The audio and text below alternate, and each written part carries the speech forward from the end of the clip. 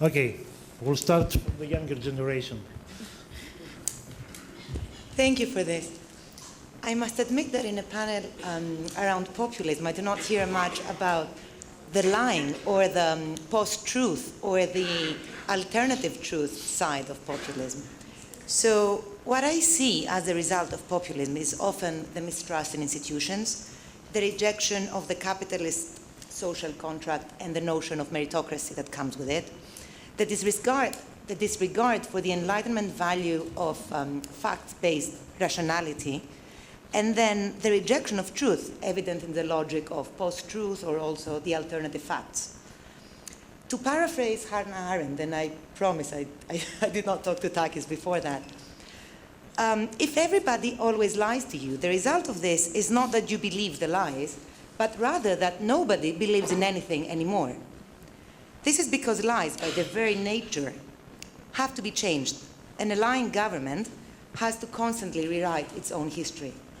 So what kind of political strategy do we develop to avoid this post-truth part of populism?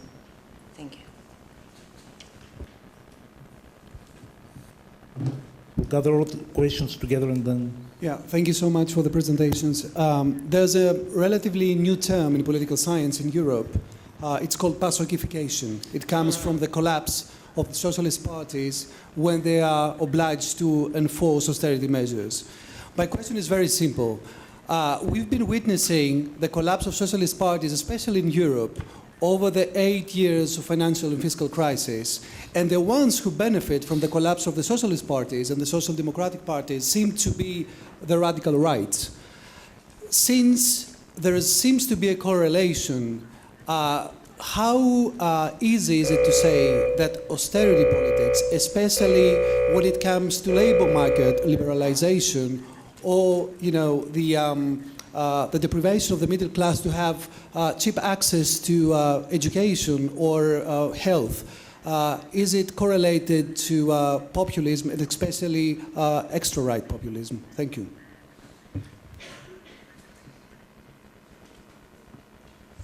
I would like to comment on the use of the term economic crisis. In the Brexit vote, a large part of the vote came from people who had been deindustrialized in the mid-70s. In Germany, the center of action of Pegida is in an area that has been deindustrialized after 40 years of dictatorship in the early 90s. You have similar reactions in France. I submit that part of the problem is not just the crisis that we've been experiencing over the past 10 years, but is the fact that to some extent countries haven't solved the problem of capitalism, that certain activities in certain regions may be disaffected, that in the process of governing, the traditional social democratic parties have lost that clientele and have lost responsibility for that clientele. Okay, thank you. Ian Begg from the London School of Economics. I had a deficient education because I didn't do Latin at school. But I think populism, Mario will correct me of course, comes from of the people, and it also is the root of popular. Are we all adopting a normative position that populism is wrong, in spite of what Daphne said? Okay, we don't have much time, so 2 minutes, Mr. Mondi, 2 minutes, Mr. Landers, and 2 minutes, Mr. Pazvik, and that's it.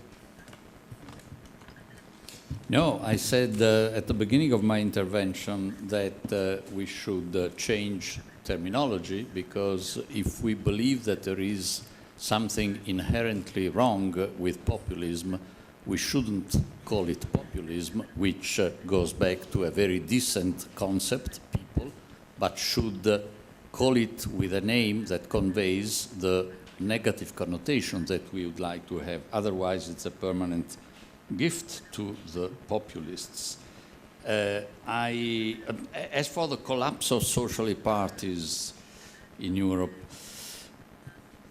I believe that that is in part due to the fact that they have been, in some cases, the most extreme bearers of the Reagan-Thatcher elements, because they had, in many countries, to persuade the people that they had nothing at all to do with the Marxist history, etc. So they had the neglect, for example, for distributional issues and for how to articulate liberalization of markets with the use of the tax system.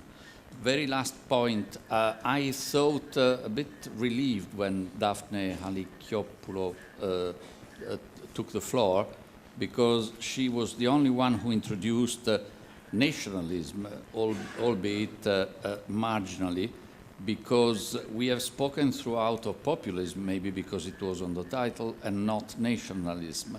So I have a question myself. Has populism, whatever we mean by it, a tendency to become international or not? And should we hope that populism has a trend to become international, so that at least the nationalistic dimension that goes with so many populisms would be blurred? Or are populisms inherently national? When we saw the other day in Koblenz the meeting of all the national populist slash nationalistic parties in Europe, we saw all those beautiful flags.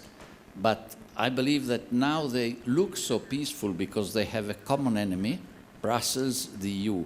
But the day they might have destroyed that enemy, those flags would turn against each other like they've been doing for centuries. And there is one word that we have not pronounced. I think it's a guilt. We have not spoken of war.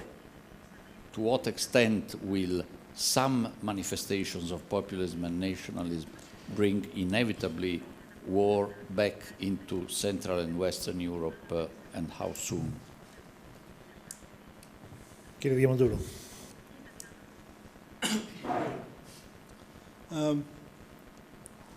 A couple of points. I was very attracted by Mrs. Halicchiopoulou's analysis and her emphasis on policies as being very important. My question to you would be, because you focused on the issue of Spain, is history also a factor for you when you try to explain why particular types of right-wing movements prevail in some countries and not in others? Spain would be an exemplar of that, because they have a particularly strong legacy that in fact steers them away from that. Therefore, I would submit, yes, policies, but this terrible thing, history, haunts us and comes back also. And I would urge you to take it into account. May I respond? Okay.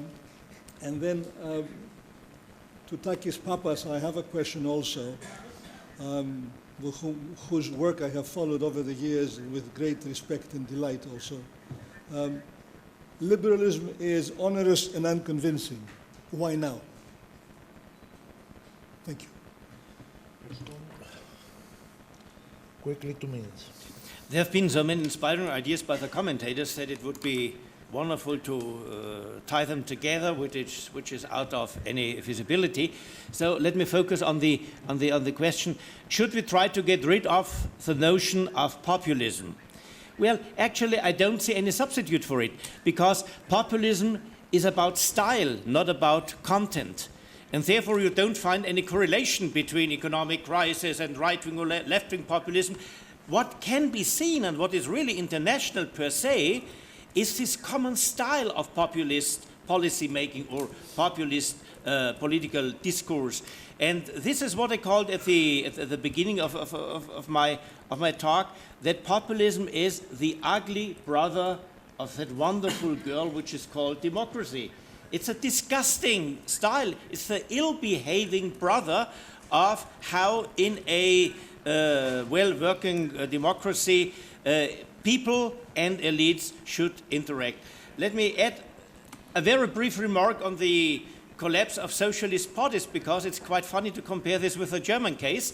A German case, apart from East Germany, which is different in nature, we haven't had a collapse of socialist parties. Quite to the contrary. We have a huge success of social democracy.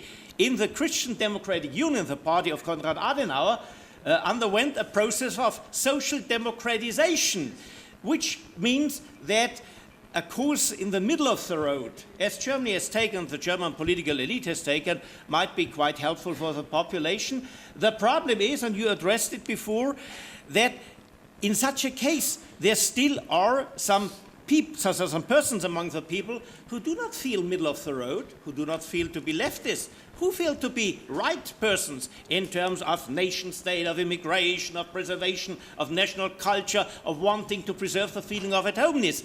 And if the political elites do not take responsibility for these persons, if they leave them alone, if these guys don't get the feeling of being at home in their own country and having somebody to represent them, then they adopt this ugly political style that we call populism, this time from the right side. Thank you.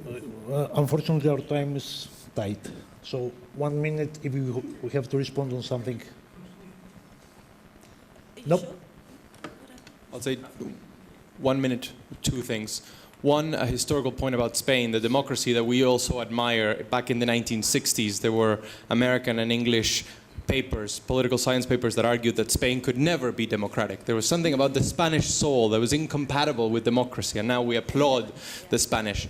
And an answer to Professor Monti's point about internationalism, of course it's international, because they see the electoral success elsewhere. It happened in Latin America, where Chavez hugged Lula, who hugged Kirchner. Now Podemos had the support of Syriza. Iglesias carried Syriza's logo on his phone. And Le Pen hugs Wilders. I mean, when they see success, they ally themselves for the benefits of political action and the boost, like Trump supported Brexit and the Brexiteers supported Trump. And if they go to government, they'll fight each other, because they rely on the fight to stay on together, but they have a common enemy. Thank you. Thank you. Okay, super briefly, for Spain, the short answer is we had a dictatorship too. The question is, how must your dictatorship be longer? So if you have a 20-year dictatorship, is different? I think the answer is in the restoration of democracy and the strength of institutions after that. And very briefly to your pacification, I think there are two reasons for that. Number one is that the left is having a crisis of its own. Do we go far or do we go mainstream? Who are we? And the second is that the radical right parties are now leaving the sort of winning formula of neoliberal economics, moving into welfare state territory. And I think that's the answer. Λυπάμαι που δεν έχουμε περισσότερο χρόνο. Όχι. Στον έκοψα. Λοιπόν, δεν έχουμε περισσότερο. Είναι εδώ ο κύριος Πέτρος Σάντες, ο οποίος είναι ο πρόεδρος των Σοσιαλιστών, Ισπανών Σοσιαλιστών. Και μια και μιλάμε τόσο πολύ για την Ισπανία, θα μπορούσε να πει κάτι, αλλά δυστυχώς ο χρόνος μας τέλειωσε. Φεύγουμε όπως είμαστε και αφήνουμε στους επόμενους.